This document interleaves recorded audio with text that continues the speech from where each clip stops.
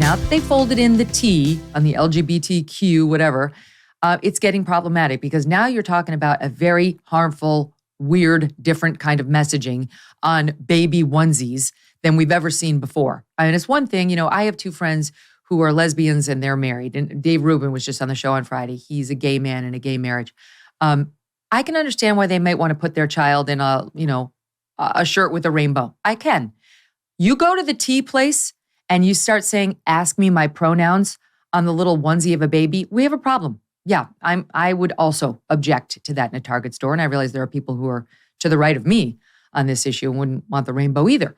So it's causing massive problems for Target. They've lost billions in their market share, and people are going in, Target after Target, and complaining about these displays being front and center right when you first walk in. That leads me to Canadian actress Rachelle Lefevre. I think it's French. Lefevre. Lefevre. Croissante. Ouais. Très bon. Thank you. It's like Brett Favre. She's very, very angry. Very angry. If you don't know who this is, I take you back to the Twilight series of movies. She was in the big first one and she was in the second one and she ran around trying to kill Kristen Stewart's character most of the time. Here's just a little refresher on who this actress is.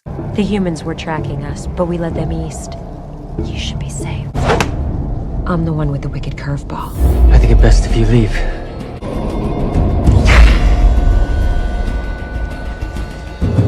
You get the picture. That was her in better days.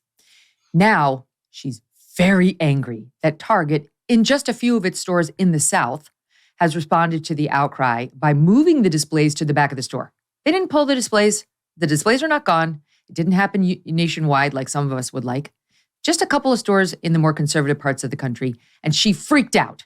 So she posted on Twitter this long thing about how she has a 7-year-old non-binary child, Michael. And she says the following. Actually, I think we have a clip of what she said. Look at this, SOT 7. So I just walked into Target and the right behind me here where you see all these lovely swimsuits, that's where the Pride display used to be. And I came in here 2 days ago and my 7-year-old, who's non-binary, saw it and said, "Look, Mom, it's Pride. Look, they're going to celebrate me." And because some people complained and threw some stuff to the ground, or I don't know what happened, they have moved the Pride section to the back of the store. So the next time my 7-year-old comes to Target, or rather, I can't bring them here anymore, at least for the entire month of June, because if they walk in, and all the other people who walk in and go, "Where'd it go?" are going to realize that they are being successful in trying to erase them. We could do so much better than this. We're not supposed to negotiate with terrorists. OMG. Thoughts on that?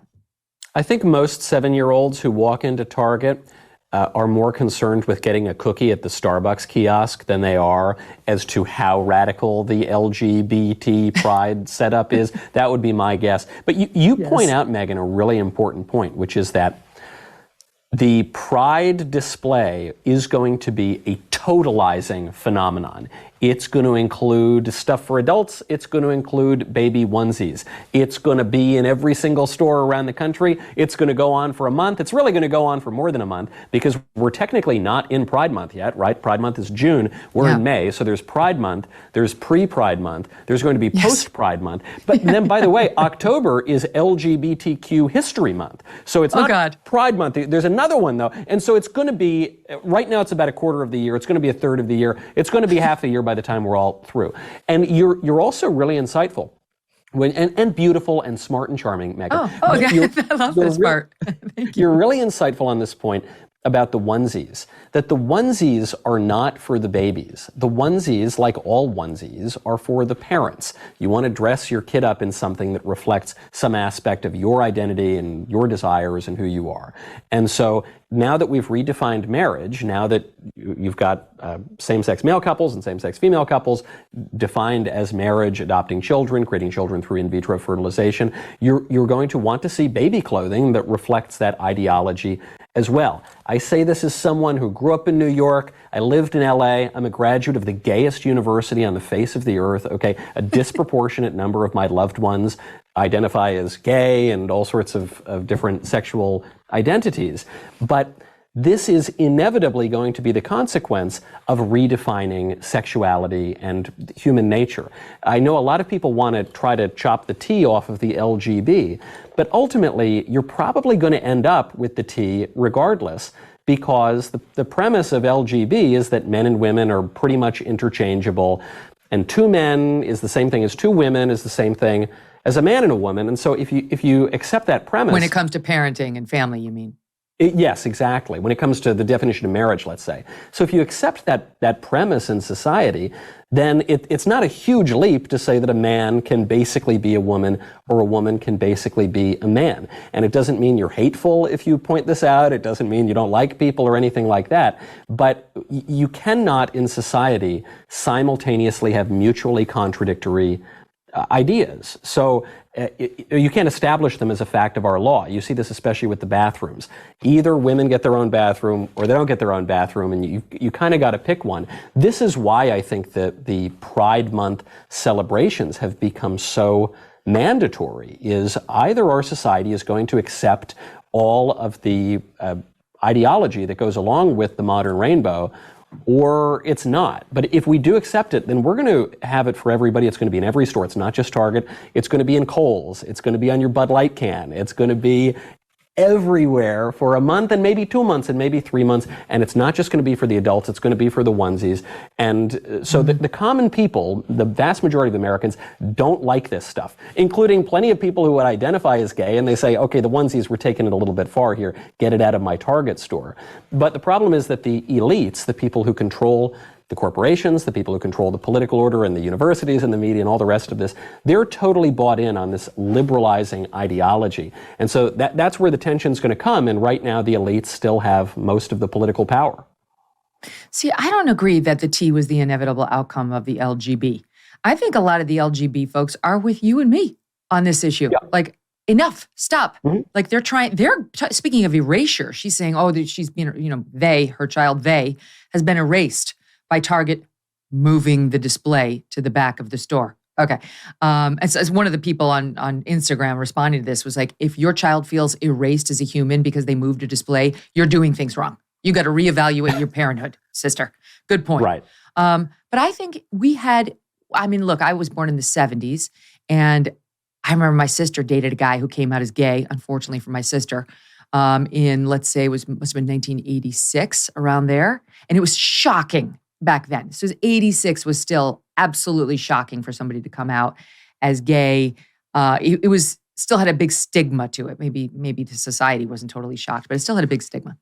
But anyway, then we got past that. We had the 90s, we had the aughts, and we kind of got to a place where we managed to remove much of the stigma of being gay or lesbian. Trans didn't pop up. Trans wasn't immediately accepted. I think it happened because it happened in smaller pockets. People were tolerant. And then people with an agenda stepped in and exploited, the medical community who had dollars in their eyeballs and was like, oh my God, we see some of these tapes thanks to your colleague, Matt Walsh at the Daily Wire, who realized they could make tons of money off of this. And then woke school teachers who decided to shove it into curriculum, which is the battle Ron DeSantis is fighting down in Florida to get it out of curriculum. I really think it's not a natural outcome of those other two things. And that's why, for me, I can easily draw a line between the LGB and everything that comes after it, which is very different, which is very political, and which I think is in its own league when it comes to perniciousness and children. Sure, I agree with almost all of that, Megyn, and I think you're totally right. I mean, you mentioned our pal Dave Rubin, who identifies as gay, he's in a gay marriage and all the rest of it. But he says, look, all this crazy trans stuff, this has gone way too far. A lot of this pride movement stuff is... So he's obviously much more reasonable on these issues. And there are plenty of people just like Dave who say, yeah, we don't want to trans the kids or anything like that.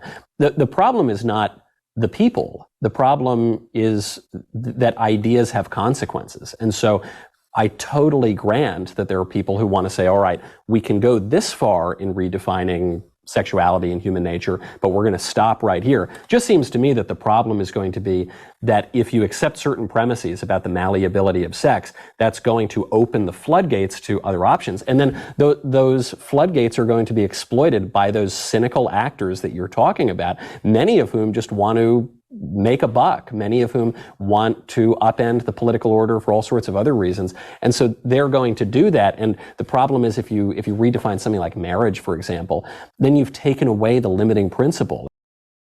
Look, you did the tough thing during COVID. You paid your people and pulled your business through the pandemic. And now doing the tough thing could qualify you for up to $26,000 per employee at covidtaxrelief.org. Government funds are available right now to reward companies with 2 or more employees who stayed open during COVID. This is not a loan, and you don't have to pay it back. The program's complicated, but no one knows more about it than the CPAs and tax pros at covidtaxrelief.org.